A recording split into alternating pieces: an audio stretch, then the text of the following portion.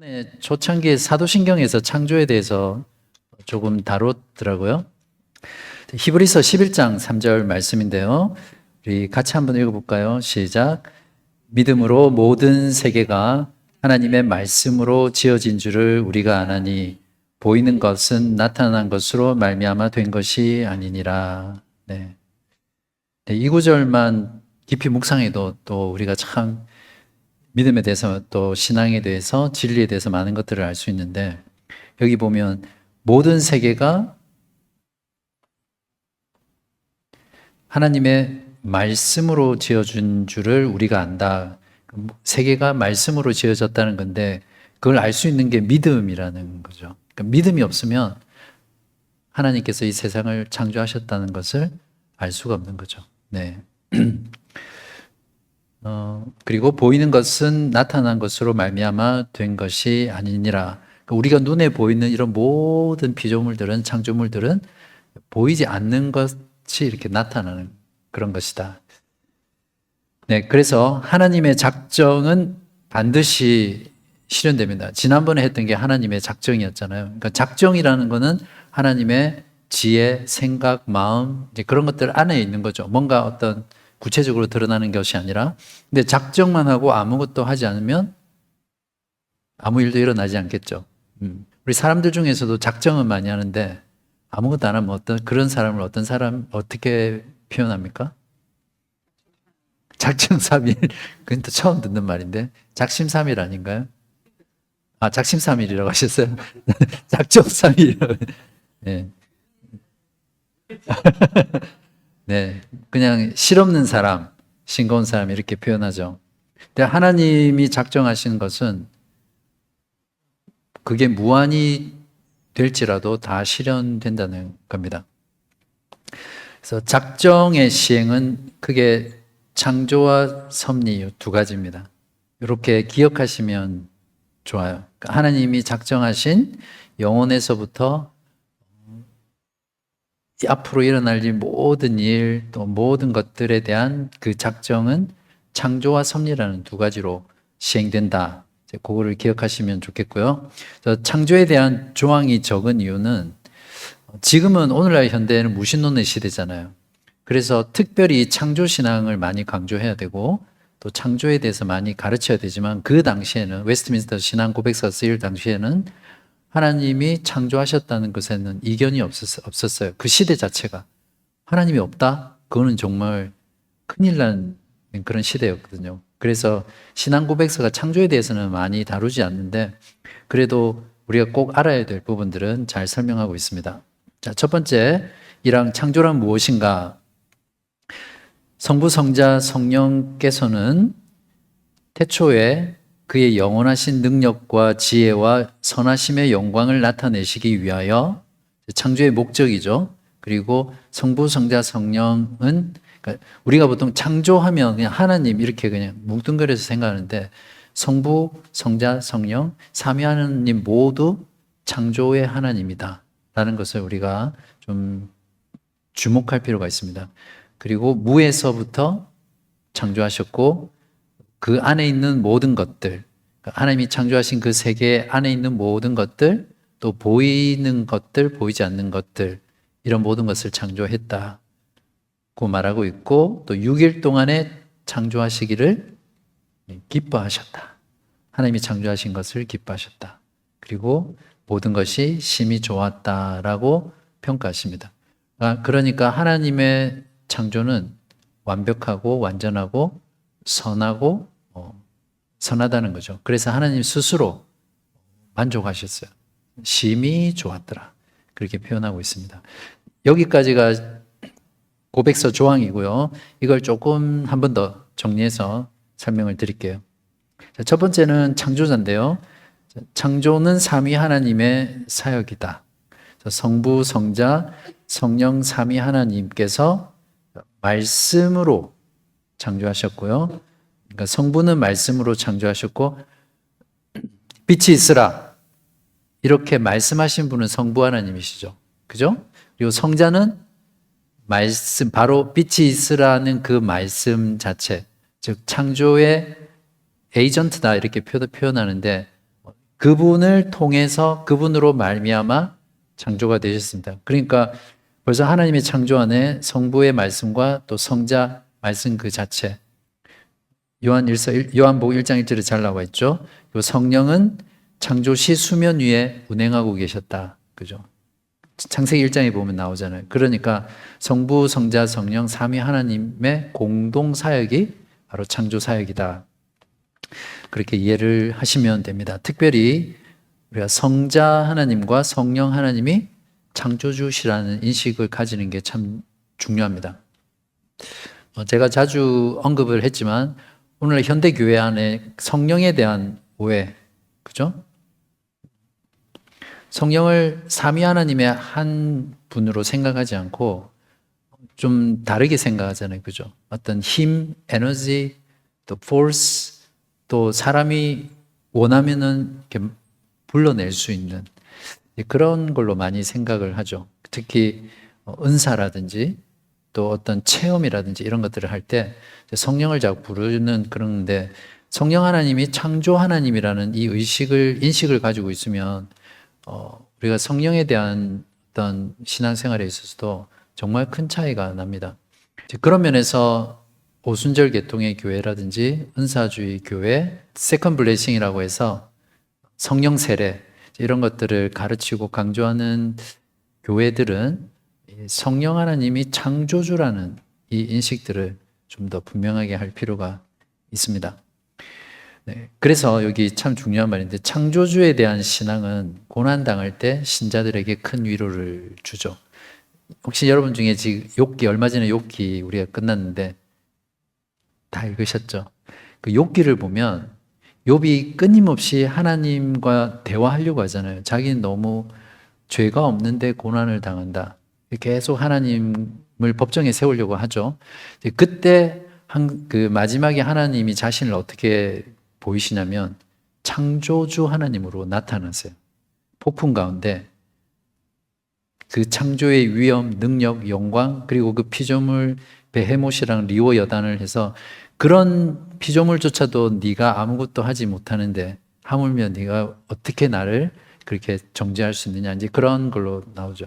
그래서 창조에 대한 신앙, 창조주에 대한 신앙이 우리가 깊어지면 깊어질수록 하나님에 대한 경외 또 하나님을 그 영광을 돌리는 삶, 특별히 우리가 고난 가운데 또 낙심 가운데 있을 때 이 창조주 하나님은 특별히 큰 위로가 되죠. 전도서 12장 1절에서 2절에 보면 너는 청년의 때에 여기서 청년은 몇 살까지입니까? 예? 60? 네, 맞아요. 네, 맞습니다. 네. 30세 이하가 아니라 70세 아닌가요? 지금. 아무튼 유엔에서 정한 건 60 몇 세인 것 같아요. 그러니까 여기서 청년의 때라고 했을 때 그러니까 젊을 때죠. 젊을 때인데 이 젊음의 기준은 다 다른데 그때 너의 창조주를 기억하라 이렇게 말하고 있습니다. 그래서 공고한 날이 이르기 전에 또 나는 아무 낙이 없다고 할 해들이 가깝기 전에 해와 빛과 달과 별들이 어둡기 전에 비 뒤에 구름이 다시 일어나기 전에 그러니까 고난 중에 고난이 우리 가운데 오기 전에 기억하라 이런 거죠. 근데 사실은 우리가 고난 당했을 때 그때 창조주를 기억해야지 창조주 하나님을 알아야지 그러면 좀 늦어요. 그죠? 근데 이미 우리가 지금 평소에 이 창조주 하나님을 알고 기억하면 우리가 살아가면서 어떠한 고난 가운데 있을 때라도 큰 위로가 되겠죠. 자, 두 번째는 창조의 목적입니다. 고백서에 잘 나와 있는 대로 하나님께서 세상을 창조한 이유는 하나님의 영원하신 능력과 지혜와 인자하심, 그러니까 선하심이라고 보시면 돼요. 영광을 나타내기 위하여 창조하셨다. 그러니까 하나님께서 뭔가 어떤 우리를 사랑하시고 구원하시기 위해서 어떤 그런 목적으로 창조하셨는 건 맞지만 그게 일차적인 목적은 아니에요. 하나님께서 모든 세계를 창조하시고 인간을 창조하신 이유는 자신의 영광을 나타내기 위한 것이고 그 창조물을 통해서 하나님의 영광, 능력, 지혜, 권능, 선하심 하나님의 성품을 그 창조물 가운데 나타나시는 거예요. 그래서 하나님의 모든 창조물을 통해서 우리는 하나님의 성품을 알 수 있습니다. 그리고 하나님의 법, 율법, 하나님이 우리에게 주신 명령들, 그 안에도 다 하나님의 성품이 표현되어져 있고 녹아져 있는 거죠. 그러니까 그것을 통해서 하나님의 영광을 나타내시는 거죠. 자, 거듭난 신자는 특별 계시인 성경을 통해서뿐만 아니라 하나님의 창조를 통해서도 하나님의 영광을 보고 찬양할 수 있어야 한다 이렇게 말하고 있습니다. 혹시 여러분 그런 경험 있으세요? 최근에 성경을 통해서 하나님께 영광 돌리는 거 말고 하나님의 창조하신 세계를 보고 하나님을 찬양하고 영광 돌리신 간증이 있으세요? 첫 아이, 큰애, 신세계 태어났을 때 그 아이가 나오는 그 순간 진짜 이 창조주 하나님을 찬송했거든요. 그 표현할 수는 없는데 이 생명을 하나님께서 이렇게 태어나게 하시는 그 순간이 너무 경이로워가지고 그냥 주체할 수 없이 울었어요. 그 산부인과에서 나와가지고 막 그 대기실에서 그렇게 눈물이 나오더라고요. 그냥 그게 막 좋아서 슬퍼서 이런 게 아니라 하나님의 그 창조의 영광, 능력, 와, 하나님 진짜 대단하시다. 이런 것 때문에 그때 그런 경험이 있었어요. 오래전이네요. 25년 전. 네, 세 번째, 무에서 창조. 이게 참 중요한데요. 기독교에서 말하는 창조는 무에서 창조입니다. 영어로는 ex nihillo라는 표현을 써요. 그러니까 아무것도 없는 곳에서의 창조입니다. 하나님께서 이미 기존의 어떤 물질을 가지고 창조하셨다면 창조주 하나님이 아니죠. 그러면 그 원래 있던 물질은 누가 창조했냐? 이렇게 나오잖아요. 그래서 기독교에서 말하는 하나님의 창조는 무에서 유를 창조한 겁니다. 그러니까 아무것도 없는 것에서 창조한 거죠. 그러니까 하나님이 스스로 계신 자, 그죠? 자존하시는 하나님이 되시겠죠. 이거 구별 잘해야 됩니다. 요거 다르게 말하면 다 비성경적인 겁니다. 그리고 창조의 시점, 창조가 있었으니까 어떤 시점이 있을 건데 태초에 영어로는 in the beginning. 그래서 시간, 세상과 함께 시간도 함께 창조된 겁니다. 그러니까 시공간이 하나님에 의해서 동시에 창조되었다는 것. 그리고 창조의 대상은 세계이고요. 또 세계 안에 있는 모든 것들, 보이는 것, 보이지 않는 것들. 보이지 않는 것들은 뭐가 있습니까? 그죠? 욥기에 보면 천상의 존재들, 하나님의 아들들이 나오고 하늘의 법정에서 막 사탄이 나오고 막 그렇잖아요. 그죠? 그러니까 천상의 존재들을 말하겠죠. 하나님이 사탄을 창조하신 건 절대 아닙니다. 뭐 어떤 경위로 언제 타락해서 사탄이 됐는지는 알 수는 없지만 이 보이지 않는 모든 것들 궁극적으로 하나님에 의해서 창조되었다는 거. 골로새서 1장 16절에서 17절에 보시면 만물이 그에게서, 여기서 그라는 것은 성자 하나님을 말합니다. 그리스도에게서 창조되되, 그러니까 창조의 메커니즘이라는 거죠. 에이전트. 하늘과 땅에서 보이는 것들과 보이지 않는 것들과 혹은 왕권들이나 주권들이나 통치자들이나 권세들이나 권세들이나 만물이 다 그로 말미암고 그를 위하여 창조되었고 through for. 이게 참 놀라운 말씀이죠. 만물이 그리스도에 의해서 창조되었고 통하여 창조되었고 그를 위해서, 그리스도를 위해서 창조되었다. 그리고 17절은 그리스도가 만물보다 먼저 계시고 이렇게 표현하고 있는데요. 이걸 그리스도의 선제성이다 조금 한자로 이렇게 표현합니다. 그러니까 그리스도는 성육신 하셔서 이 땅 가운데 오셨을 때 계셨던 분이 아니라 창조가 있기 전 이미 계셨다는 거예요. 하나님이시기 때문에. 네. 그리고 만물이 그 안에 함께 섰다. 이것은 모든 창조 세계가 그리스도에 의해서 지탱되고 있다. 그러니까 보존되고 있고, 그러니까 그리스도가 손을 놓으면 이 창조 세계가 다 무너지는 거죠.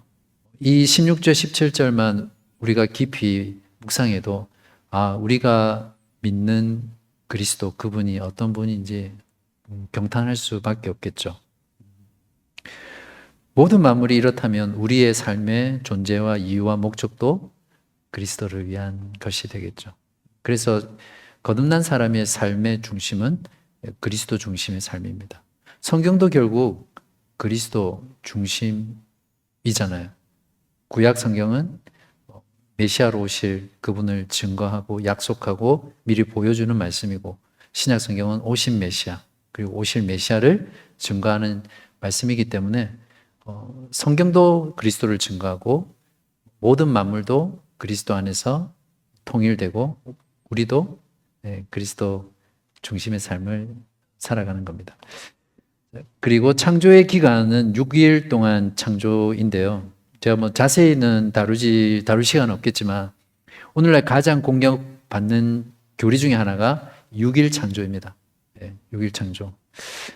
어떤 과학이라든지 고고학,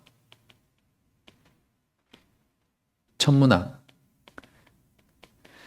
이제 이런 어떤 여러 가지 과학들, 그다음에 생물학, 발생학, 하여튼 이런 모든 과학들이 6일간의 창조를 이제 부인하는 쪽으로, 그래서 창세기의 말씀은 하나의 신화다, 하나의 문학적인 어떤 작품으로서 주어진 이야기지 실제 사건을 말하는 것이 아니다. 그리고 창조에 나와 있는 그 기간을 말하는 것이 아니다. 이제 이런 것들로 많이 공격을 하고 있는 교리입니다. 그래서 6일 창조는 하나님의 지혜와 영광을 나타내는 것이고요. 하나님께서 질서 있게 창조하셨다는 거예요. 근데 오늘 우리가 살아가는 세상에서 돌아가는 모든 것이 이 7일이라는 주기로 돌아가잖아요. 가만히 보면. 그런 모든 것들을 볼 때 하나님께서 6일 동안 창조하시고 7일째 쉬셨다라는 것은 절대 진리라는 것을 우리가 본능적으로도 알 수 있습니다. 근데 특별히 6일 동안의 창조가 중요한 게 무엇이냐면 모든 인간들에게 제4계명인 안식일을 지켜야 하는 이유를 제공하고 있습니다. 십계명의 제4계명은 도덕법이라고 말씀을 드렸잖아요. 그러니까 십계명 전부는 도덕법인데, 그러니까 모든 인간이 지켜야 될 하나님이 주신 도덕적인 계명인데, 안식일 계명만 그냥 예수님이 오신 이후로는 안 지켜도 되는 어떤 그런 제사법이라든지 당시 이스라엘 백성들에게만 준 율법이 아니라는 거예요. 왜냐하면 이 안식일을 지켜야 될 명령의 근거로 창조의 하나님을 들고 있거든요. 그들이 율법을 가지기 전에. 그래서 모든 인간은 이 안식일을 지켜야 하는데 신약의 그리스도인은 구약처럼 지키지 않죠. 율법으로. 그래서 그리스도 안에서 영적으로 안식하면서 그 안식일을 지키는 거죠. 그래서 신약의 백성들은 주일을 그리스도인의 안식일이다 이렇게 표현을 하고 지킵니다. 그 다음에 창조의 결과, 모든 것이 심히 좋았다. 하나님의 가장 선한 본성이 창조를 통해서 드러났고 또 모든 것이 하나님의 말씀으로 창조되었기 때문에 그렇습니다. 그래서 처음 하나님의 창조는 완벽했고 아름다움과 선하심으로 충만한 세상이었습니다.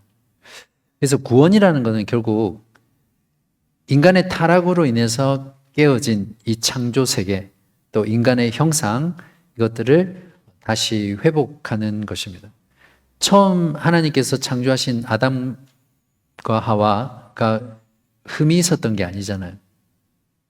타락했기 때문에 하나님이 뭔가 부족하게 창조하신 게 아니에요. 완전하게 완벽하게 창조하셨습니다. 그래서 조금 뒤에 인간에 대해서 좀 다룰게요.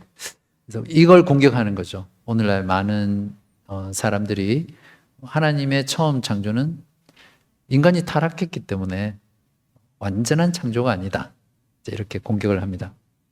자, 여기까지 하나님의 창조에 대해서 했습니다. 기억하시겠죠? 네, 여기 있는 거는 가장 핵심적인 걸 했기 때문에 여러분 이 내용 하나하나는 기본적으로 다 숙지를 하고 있어야 됩니다. 자, 그 다음에 인간의 창조, 고백서 문장을 한번 볼게요. 하나님께서는 다른 모든 피조물을 지으신 후에 사람을 자신의 형상을 따라, 하나님의 형상을 따라 인간이 창조되었습니다. 근데 주목해야 될 게 남자와 여자로 창조하셨다는 거예요. 남자와 여자로 창조된 부분. 이에 따라 그들에게 이성적이고 불멸하는 영혼을 주셨고 지식과 의와 참된 거룩함을 부여해 주셨습니다. 이게 인간이에요. 그리고 그들 마음에 하나님의 율법을 기록해 주셨고, 하나님께서 하나님의 그 영원한 도덕적인 율법들을 마음에 기록해 주셨어요. 그래서 인간이 그래도 어느 정도 타락하지 않고 이 사회가 지탱이 되는 거예요. 우리 마음속에 기록해 준 그 율법 때문에. 그 율법을 성취할 수 있는 능력도 주셨다. 그렇게. 그렇지만 그들이 범죄할 수 있는 가능성 아래에 그들 자신의 의지의 자유를 허락해 주셨다. 그러니까 하나님께서는 처음 아담을 창조하실 때 절대 죄를 지을 수 없는 로봇처럼 만들어 놓고 너 내 복종해 이렇게 창조하지 않으셨어요. 완벽하게 창조하셨기 때문에 자유로운 의지를 주셨습니다. 그래서 그때는 able to 신의 존재로 지으셨어요. 그러니까 자신의 전적인 자유의지로 죄를 지을 수도 있고 하나님께 순종할 수도 있는 그런 상태였습니다. 그런데 결국 죄를 범하게 됐죠. 그때 선악과를 주시는데요. 명령을 주시는데 그 선악과를 따먹지 말라고 했던 그 명령은 마음에 새겨진 율법 외에 명시적으로 너희들 이거 따먹지 마. 동산의 모든 나무 열매는 다 먹어도 되는데 이 선악과만큼은 따먹지 마. 하나님께서 분명하게 명시적으로 일종의 특별 계시 같은 거죠. 그래서 명령을 주셨습니다. 자, 그들은 그 명령을 지키는 동안 하나님과 교통하는 가운데 행복하였으며 다른 피조물들을 다스렸다. 그죠? 하나님께서 인간을 창조하시고 창조하신 세계를 인간에게 위임하셨잖아요. 그래서 인간을 대리 통치자, 왕이죠. 대리 통치자로 삼으셨어요. 그리고 이 명령을 위임 명령이라고 그렇게 부르거든요.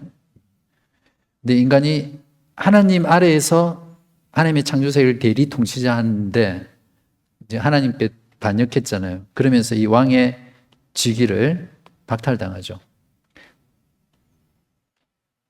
근데 예수 그리스도께서 오셔서 십자가에 죽으시고 부활하심으로 아담이 실패한 이 왕의 직분을 다시 회복시킵니다. 그리고 우리는 그리스도 안에서 연합해서 이 왕 같은 제사장이 된 거예요. 그러니까 구원이라는 것은 깨어진 하나님의 형상을 그리스도가 회복시켜서 그리스도 안에서 참 인간의 모습을 회복하는 게 구원입니다. 그렇게 따지면. 자, 이걸 이제 신앙 고백서 내용인데 이거를 조금 정리해서 한 번 더 설명을 드릴게요.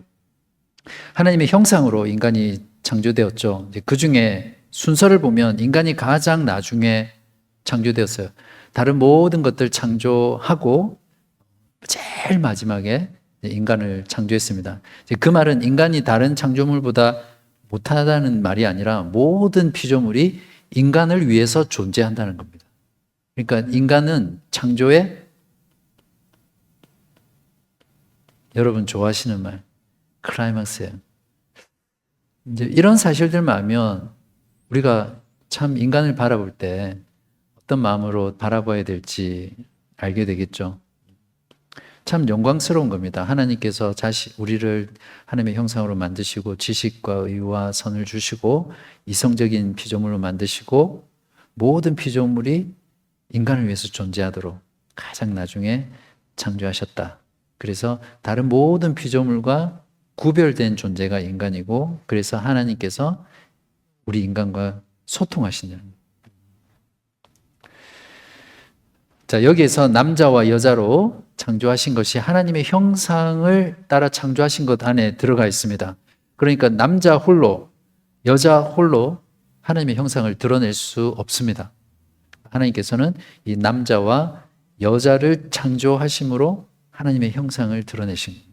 그러니까 여기에서 세상이 아무리 말해도 또 오늘날 기독교 안에서도 동성애를 죄라고 말을 하는 교회를 골수 보수주의자들, 근본주의자들 이렇게 하면서 아주 소수로 몰아내고 있거든요. 실제로 그래요. 지금 한국 교회에서, 한국 사회에서 이제 그렇게 주장한다고 하더라도 이 하나님의 창조, 인간 창조만 교리만 보더라도 동성애 자체가 하나님의 형상을 파괴하는 거라는 것을 알 수가 있죠. 남녀의 하나됨은 나눌 수 없다. 이제 여기 남녀의 하나됨이라는 건 부부를 말하는데요. 이제 왜 그러냐면 여기 나오네요. 자, 아담과 하와의 창조의 이야기는 하나님의 참 형상이신 그리스도와 교회의 관계를 보여주는 겁니다.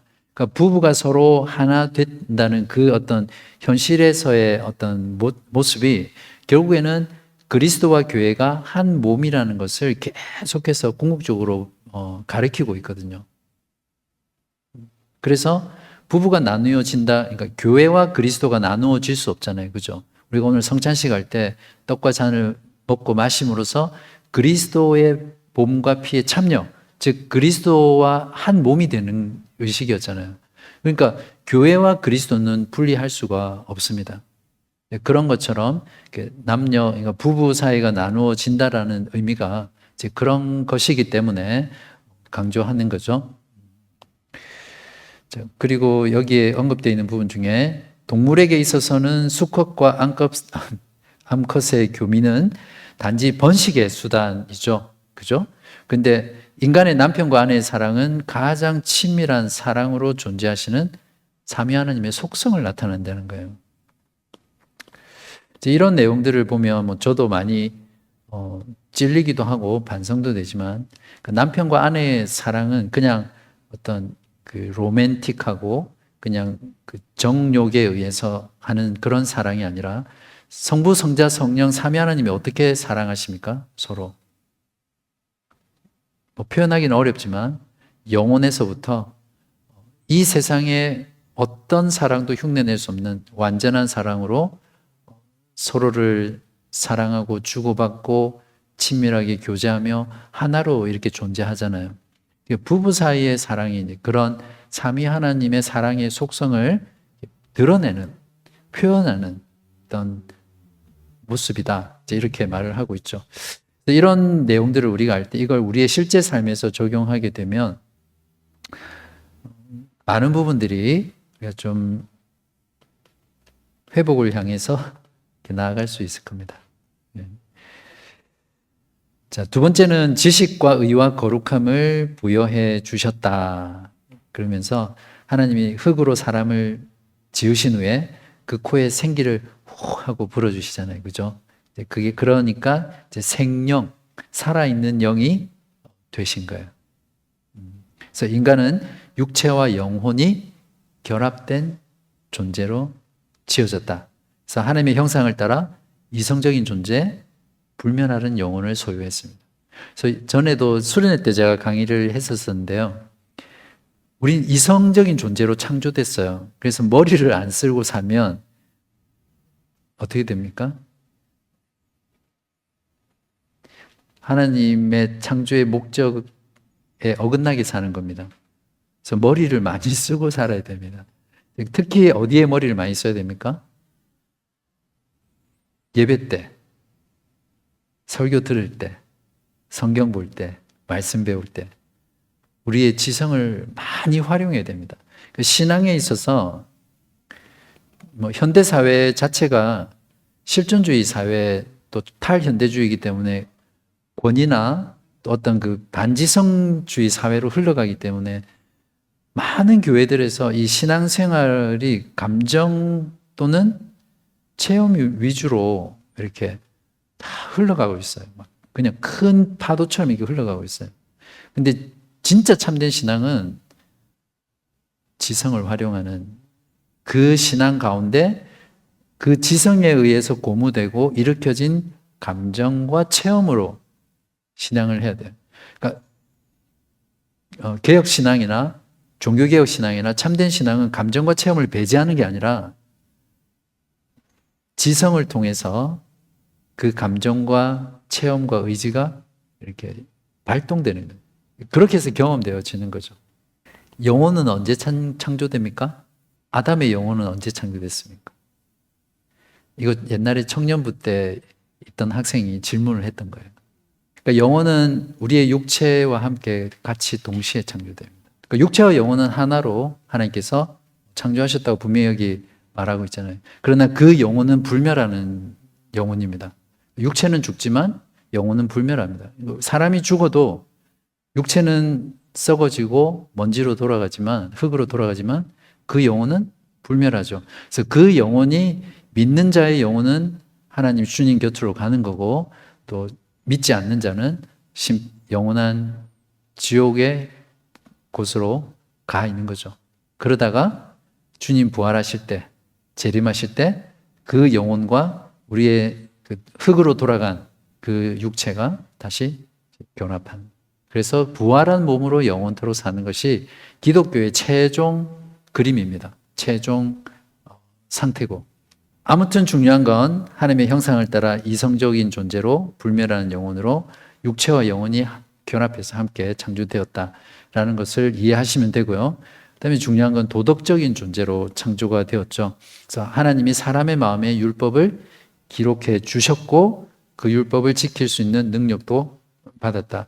이걸 로마서에서는 사람의 양심에 그 율법이 기록되어 있다 이렇게 표현하고 있습니다. 하나님을 모르는 사람도 하나님의 창조에 따라서 그 양심이 자신에게 율법이 되죠. 율법이 없는 사람. 그래서 그 양심의 율법에 따라서 하지 말아야 될 일을 하지 않고 또 해야 될 일을 하는 거죠. 그러니까 세상 사람들이 하는 법을 지키고 이런 것들은 결국 그 마음의 율법으로 하는 겁니다. 근데 문제는 인간의 타락으로 인해서 그 양심조차도 신뢰할 수 없죠.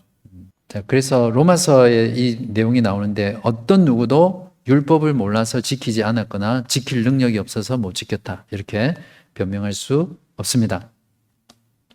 자, 두 번째, 인간은 변할 수 있는 존재로 창조되었는데요. 가장 선한 존재로 창조되었던 인간은 범죄할 수 있는 가능성 아래에 있었습니다. 이걸 이해하는 게 중요한데요. 그래서 죄를 지을 수도 있고 짓지 않을 수도 있는 존재였다. 아까 설명을 드렸죠. 하나님은 인간에게 자유의지를 주셨지만 그 의지는 변할 수 있었습니다. 그래서 이것을 보고 최초에 창조된 인간은 연약한 존재로 창조되었다거나 흠이 있는 존재로 창조되었다거나 문제가 있는 창조였다라고 생각하시면 안 됩니다. 인간의 창조는 하나님 스스로 평가하기에 심히 좋았던 창조, 완전한 창조라고 보시면 됩니다. 그러면 아담과 그리스도의 재림으로 인해서 주님처럼 변화될 그런 부활의 인간, 예수 그리스도와 그분의 재림으로 인해서 완전하게 될 우리의 몸은 어떻게 다릅니까? 그러니까 이때도 다시 아담처럼 죄를 지을 수도 있고 우리 구원이 다시 에덴 처음 창조의 상태로 회복이 된 거라면 또 그때 우리가 죄를 지을 수 있잖아요. 빨리 끝내주세요. 이때의 상태를 영광의 상태라고 불러요. 그러니까 처음 창조에는 완전한 상태였지만 영광의 상태는 아니거든요. 그러니까 죄를 지을 수도 있는 상태였지만 부활하신 때는 죄를 짓고 싶어도 짓지 못하는 영광의 상태라고 그렇게 구별을 합니다. 그래서 not able to sin의 존재가 되는 겁니다. 이렇게 구별이 되는 겁니다. 그러니까 최후 구원은 다시 처음 창조로 돌아가서 회복되는 것이 아니라 그때도 완전했지만 영광의 상태는 아니었는데 이제는 영광의 상태로 영원토록 살아가게 되는 그것이 우리가 소망하는 새하늘과 새 땅이죠. 자, 그래서 합리주의자들은 아담이 성인으로 창조된 것이 아니라 성인으로 자라가야 할 어린아이로 보는 겁니다. 그러니까 성인 창조가 아니에요. 여러분 다 성인 창조를 믿으시죠? 하나님이 창조하실 때 어린이를 창조해서 그 어린이가 자라도록 한 게 아니라 완전한 성인으로 창조하셨고 거기에서 모든 인류가 나왔습니다. 그 로마 가톨릭은 아까 언급한 대로 뭔가 부족한 상태로 창조되었다고 보죠. 이렇게 주장하게 되면, 그러니까 창조가 부족하고 연약한 창조라고 주장하게 되면 결국 하나님이 결국 죄의 근원이 되고 죄인에게 죄책을 물을 수 없습니다. 그렇게 됩니다. 자, 마지막으로 하나님의 언약의 동반자로 이제 선악과의 문제를 다루고 있는데요.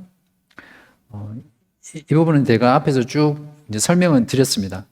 하나님이 율법을 마음에 주신 것은 내재적인 명령이라고 그렇게 말씀을 드리고, 명시적인 명령, 동산 중앙에 있는 선악과는 따먹지 말라, 이제 이런 명령을 주신 것이 이제 선악과 금지 명령이죠. 이것을 주신 이유는 전에도 말씀드렸지만 하나님은 창조주고 인간은 피조물이라는 그 경계선을 두는 거예요. 그래서 아담이 위임받은 왕이지만 항상 그 선악과를 보면서 나의 하나님은, 나의 주인은, 나의 왕은 하나님이시구나, 창조주 하나님을 계속 인식하게 만드는 거예요.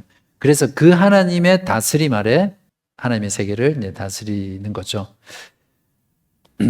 그래서 선악과 명령이 없었다면, 금지 명령이 없었다면 선악과를 바라보며 하나님은 주인, 자신은 피조물됨을 늘 확인하면서 세상의 왕의 역할을 수행할 수 없었겠죠. 그래서 선악과를 통해서 아담은 사람이 떡으로만 살 것이 아니요 하나님의 입으로 나오는 모든 말씀으로 산다는 이것을 에덴 동산에서 기억하면서 살았습니다. 그렇잖아요. 막 뛰놀다가, 이건 제 상상입니다. 선악과를 딱 봤어요. 하나님의 명령을 기억하겠죠. 동산 중앙에 있는 선악을 알게 하는 나무는 따먹지 말라. 그래서 그 말씀을 가지고 살아간 거예요. 그러니까 사람이 떡으로만 살 것이 아니요 동산의 과일, 동산의 그때 빵은 없겠죠. 그러니까 그런 어떤 먹는 것들로만 사는 것이 아니라 하나님의 입에서 나오는 모든 말씀으로 산다. 이것을 신명기에서 말씀하셨고 모세를 통해 또 예수님이 직접 말씀하셨잖아요. 예수님 자신이 그 생명의 떡, 생명의 말씀이라고 했잖아요. 그러니까 우리는 이 세상에 필요한 그런 어떤 육적인 것으로만 살아갈 수 있는 존재가 아닙니다. 바로 그리스도의 말씀, 그렇죠? 그리스도 그분 자체로 살아가면서 이 땅을 지내야 됩니다.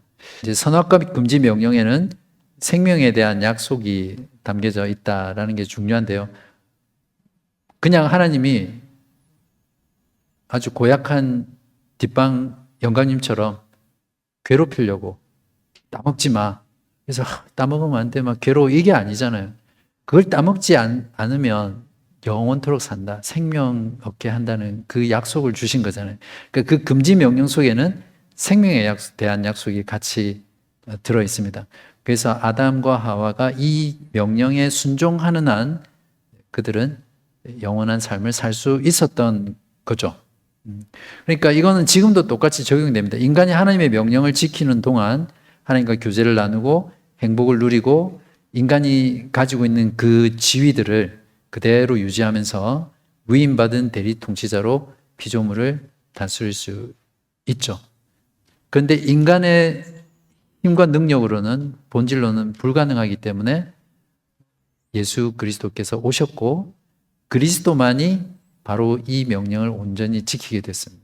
그러니까 우리는 이제 그리스도를 의지하고 그리스도 안에서 바로 이 삶, 생명에 대한 약속이 주어진 이 삶을 살아갈 수 있게 되는 거죠.